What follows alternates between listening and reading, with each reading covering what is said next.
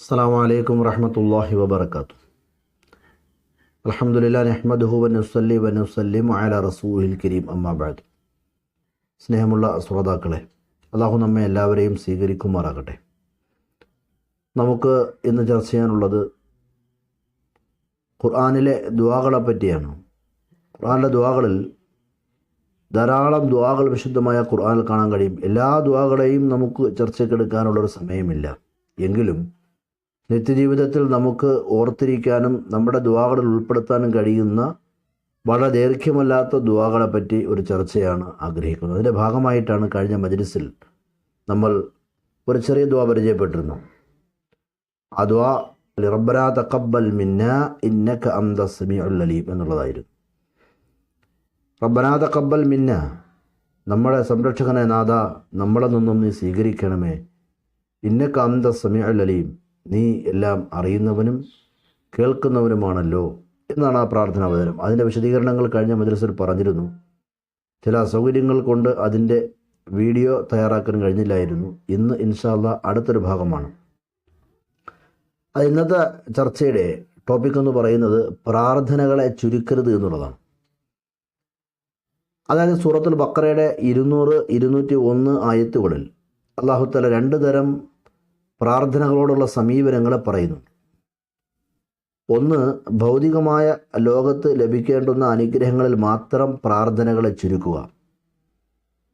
രണ്ട്, ഭൗതികമായ ലോകത്ത് ലഭിക്കേണ്ടുന്ന അനുഗ്രഹങ്ങളോടൊപ്പം അതേ പ്രാധാന്യത്തിൽ അല്ലെങ്കിൽ അതിനേക്കാൾ പ്രാധാന്യത്തിൽ പരലോകത്തെ അനുഗ്രഹങ്ങളെപ്പറ്റി ചോദിക്കുന്ന അതിവിശാലമായ മനസ്കതയുള്ളവരുടെ പ്രാർത്ഥന നമുക്ക് നോക്കാം. ഫമിനന്നാസി മൻ യഖൂലു റബ്ബനാ ആതിനാ ഫിദ് ദുനിയ വമാ ലഹു ഫിൽ ആഖിറതി മിൻ ഖലാഖ്. ഇതാണ് ആദ്യത്തെ ഒരു ഭാഗം. ഫമിനന്നാസി മൻ യഖൂൽ, ജനങ്ങളുടെ കൂട്ടത്തിൽ ചിലരുണ്ട്. യഖൂൽ, അവർ പറയും, അവർ പ്രാർത്ഥന നടത്തുന്നത് റബ്ബനാ ആതിനാ ഫിദ് ദുനിയ, പടച്ചവനെ നമുക്ക് ദുനിയാവിൽ നൽകണമേ, ദുനിയാവിൽ കിട്ടണം. അവിടെ മാത്രം അവർ ഒതുക്കുന്നു. പരലോകവുമായി ബന്ധപ്പെട്ട ഒരു നന്മയും അവർ ആവശ്യപ്പെടുന്നില്ല. ഒരു കാര്യം അവർ ചോദിക്കുന്നില്ല. അവർ ചോദിക്കുന്നത് ദുനിയാവിൻ്റെ കാര്യങ്ങൾ മാത്രമാണ്. ദുനിയാവിലെ സുരക്ഷിതത്വം, സമാധാനം, ദുനിയാവിലെ അനുഗ്രഹങ്ങൾ, ഭൗതിക വിഭവങ്ങൾ, ഇതിനെപ്പറ്റിയായിരിക്കും അവരുടെ മനസ്സിൻ്റെ ചിന്തയും അവരുടെ ഇച്ഛകളും അവരുടെ ചോദ്യങ്ങളെല്ലാം. അല്ലാഹ് പറയുന്നു, വമാ ലഹു ഫിൽ ആഖിറതി മിൻ ഖലാഖ്, അവർക്ക് പരലോകത്ത് ഒന്നുമേ ലഭ്യമല്ല. ഒരു നന്മയും ഒരു പ്രതിഫലവും അവർക്ക് കിട്ടുന്നതല്ല. എന്തുകൊണ്ടാണ്? അവരുടെ ലക്ഷ്യം, അവരുടെ മനസ്സിൻ്റെ ഇച്ഛയും ലക്ഷ്യവും താല്പര്യവും ഭൗതിക ലോക അനുഗ്രഹങ്ങളാണ്. അല്ലാഹു തആല കൊടുക്കുന്നു. അതവർ ചോദിച്ചാലും ഇല്ലെങ്കിൽ അല്ലാഹ് കൊടുക്കാൻ ഉദ്ദേശിച്ചിട്ടുണ്ടെങ്കിൽ. പക്ഷേ അവർ ചെയ്യേണ്ടിയിരുന്നത് എന്തായിരുന്നു? പരലോകത്തെ അനുഗ്രഹം കൂടി ചോദിക്കണമായിരുന്നു. അതുകൊണ്ട് തന്നെ അല്ലാഹു തആല തുടർന്ന് പറയുന്നു സൂറത്തുൽ ബഖറയുടെ 201, ومنهم من يقول ربنا آتنا في الدنيا حسنة وفي الآخرة حسنة وقنا عذاب النار. വിശുദ്ധമായ ഖുർആൻ. വമിൻഹും, ജനങ്ങളുടെ കൂട്ടത്തിൽ, മൻ, ചില നല്ല ആൾക്കാരുണ്ട്. യഖൂൽ, അവർ പറയും, അവർ പ്രാർത്ഥന നടത്തും, റബ്ബനാ ആതിനാ ഫിദ് ദുനിയ ഹസന, അല്ലാഹുവേ നമുക്ക് ഭൗതിക ലോകത്ത് നീ നന്മ നൽകണമേ, വഫിൽ ആഖിറതി ഹസന, പരലോകത്ത് നമുക്ക് നീ നന്മ നൽകണമേ. അവർ ദുആയെ ഭൗതിക ലോകത്തേക്ക് മാത്രം ചുരുക്കിയില്ല. ഇവിടെ പ്രാർത്ഥനകളെ ചുരുക്കിയില്ല, അവർ വിശാലമാക്കി. ഭൗതിക ലോകത്തും അവർക്ക് നന്മ വേണം, പരലോകത്ത് നന്മ വേണം. അവിടെ ഒരു നിർത്തിയില്ല. വഖിനാ അദാബന്നാർ, പരലോകത്തെ അദാബിനെ തൊട്ട്, നരകത്തിന് അദാബിനെ തൊട്ട് ഞങ്ങളെ നീ കാക്കുകയും ചെയ്യണമേ, ഞങ്ങളെ നീ സംരക്ഷിക്കുകയും ചെയ്യണമേ എന്നുകൂടി അവർ അതിനോടൊപ്പം ചേർത്തു പറഞ്ഞു. അപ്പം ദുനിയാവിൻ്റെ വിഷയത്തിൽ അവർ ഹസനത്തിനെ ചോദിച്ചു, പരലോകത്തിൻ്റെ വിഷയത്തിൽ അവർ ഹസനത്തിനെ ചോദിച്ചു, നരകമോചനത്തിനെയും ചോദിച്ചു. അപ്പോൾ അവർക്ക് ദുനിയാവിനേക്കാൾ കൂടുതൽ സ്ഥാനം അവർ കൊടുത്തത് പരലോകത്തിന് വേണ്ടിയാണ്. അല്ലാഹു സുബ്ഹാനഹു വ തആല ഇവിടെ ഈ ദുആയിൽ പ്രത്യേകിച്ച് എടുത്തു പറഞ്ഞത് ഹസനത്ത് എന്നുള്ളതാണ്. അവർ ചോദിച്ചെന്താ? ദുനിയാവിലെ നന്മയാണ്, പരലോകത്തെ നന്മയാണ്. ദുനിയാവിലെ നന്മയെന്ന് പറയുമ്പോൾ ഈ ദുആ എല്ലാവിധമായ ഖൈറുകളെ ഈ ദുആ ഉൾക്കൊള്ളിക്കുന്നുണ്ട്. എല്ലാവിധമായ ഷർറുകളെ ഒഴിവാക്കുന്നതിനെയും ഈ ദുആ ഉൾക്കൊള്ളിക്കുന്നുണ്ട്.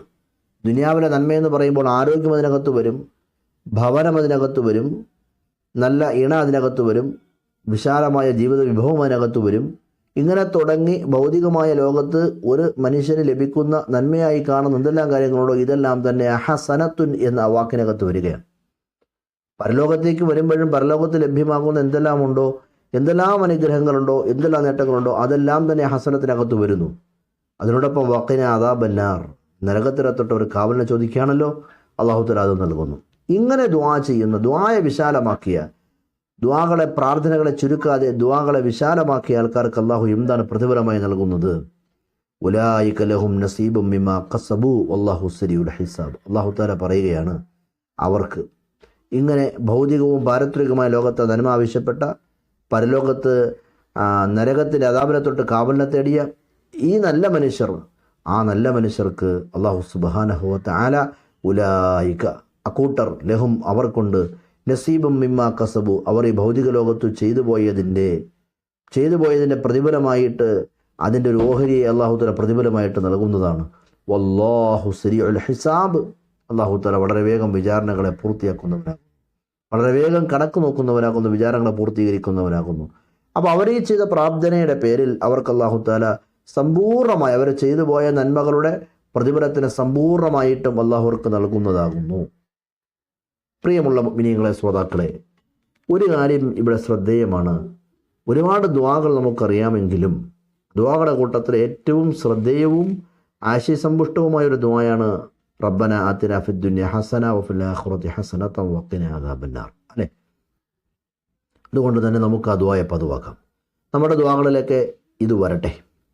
ഈ ഖുർആനിക വചനം നമ്മുടെ ദുആകളിലൊക്കെ ഉണ്ടാകട്ടെ. സൂറത്തുൽ ബഖറയുടെ 201 പറയുന്ന ഈ പ്രാർത്ഥന നമ്മുടെ ദുആകളിൽ ഉണ്ടാകട്ടെ.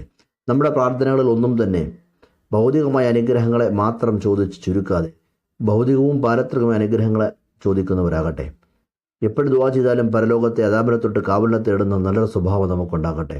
അതിനെല്ലാത്തിനും കൂടെ നമുക്ക് പറയാൻ പറ്റുന്ന ഒരു ഖുർആനിക പ്രാർത്ഥനാ വചനമാകുന്ന റബ്ബന ആതിനാ ഫിദ്ദുനിയ ഹസന വഫിൽ ആഖിറതി ഹസനത വഖിനാ അദാബന്നാർ എന്നുള്ള ഈ പ്രാർത്ഥനാ വചനം നമുക്ക് പതിവാക്കാം, നമ്മുടെ പ്രാർത്ഥന ഉൾപ്പെടുത്താം. അള്ളാഹു നമുക്ക് തൗഫീഖ് നൽകി അനുഗ്രഹിക്കുമാറാകട്ടെ. ഇൻഷാ അല്ലാഹ് അടുത്ത ദിവസം ഖുർആനിലെ നമുക്ക് പഠിക്കാൻ എളുപ്പമുള്ള അടുത്തൊരു പ്രാർത്ഥനയുമായിട്ട് നമുക്ക് കണ്ടുമുട്ടാം. അള്ളാഹു തആല സ്വീകരിക്കുമാറാകട്ടെ. വആഖിറു ദഅവാനാ അൽഹംദുലില്ലാഹി റബ്ബിൽ ആലമീൻ. അസ്സലാമു അലൈക്കും വറഹ്മത്തുള്ളാഹി വബറകാതുഹു.